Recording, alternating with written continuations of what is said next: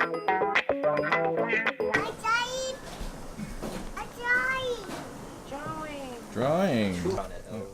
Oh, really? Just water? Have you ever started to do something as small as a chalk drawing? Or maybe bigger, maybe it's a project that you've been trying to start, something that you're passionate about. But then something comes up and you get distracted. Joel, how come you have so many Canada flags on your arm? Yep, that's all it takes, and you're not productive anymore. Oh yeah, happy birthday, Canada.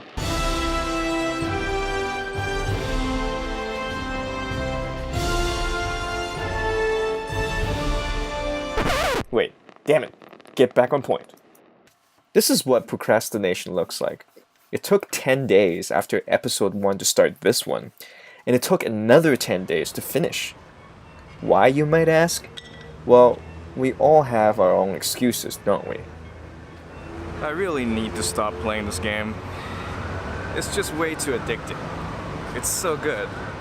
Okay, before you judge me, how many hours did you spend on Instagram today? Or Facebook? Or maybe cooking is your thing? Procrastination comes in many forms. For you, maybe it's having that friend you can't say no to. For me, I had all sorts of excuses. Well, I didn't have the lens to shoot, but I guess I could have shot with my iPhone. There was an impromptu trip up to Whistler.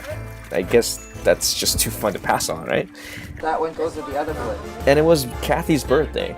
Come on, I gotta be a good husband. Barbecues? All things considered, these weren't even the worst.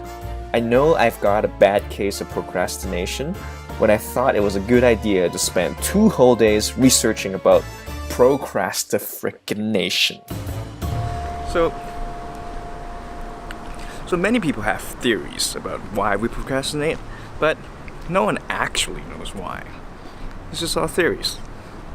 In fact, there's a video here, watch here, that talks about how much we don't know and how much we're just guessing. Now, there are equally many theories about how to beat it.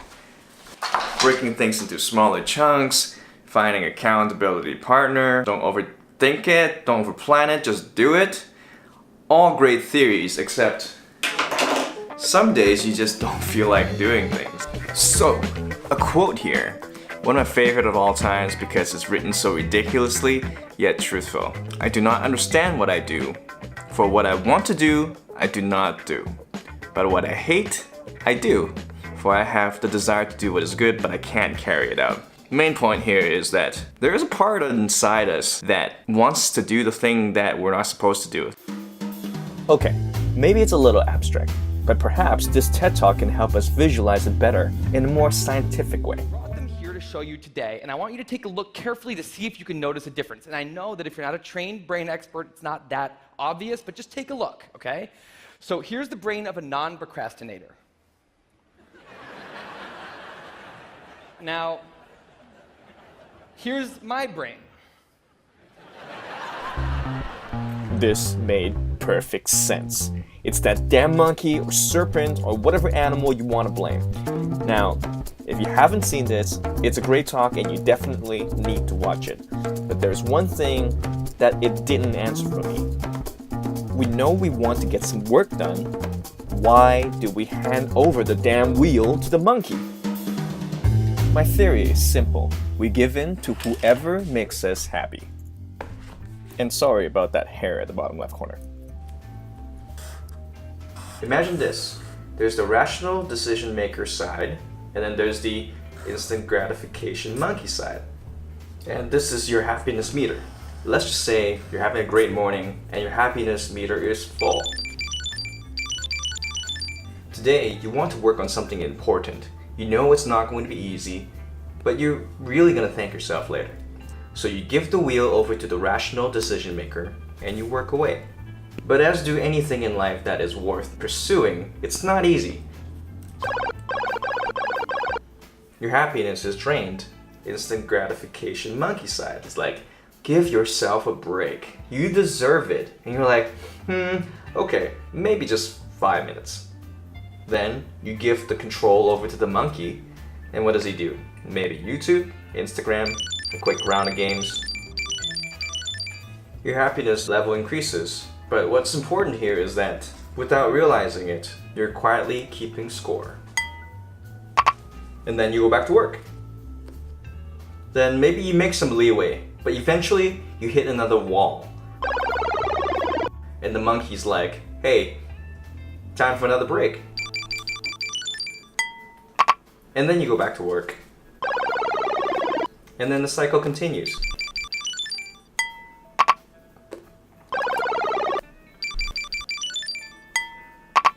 That is the vicious cycle.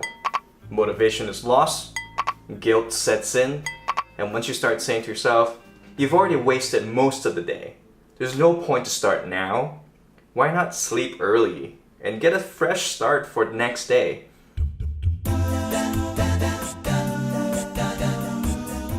So what's the solution?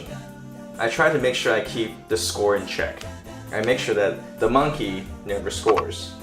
And I make sure that what I'm doing over here gives me some happiness score.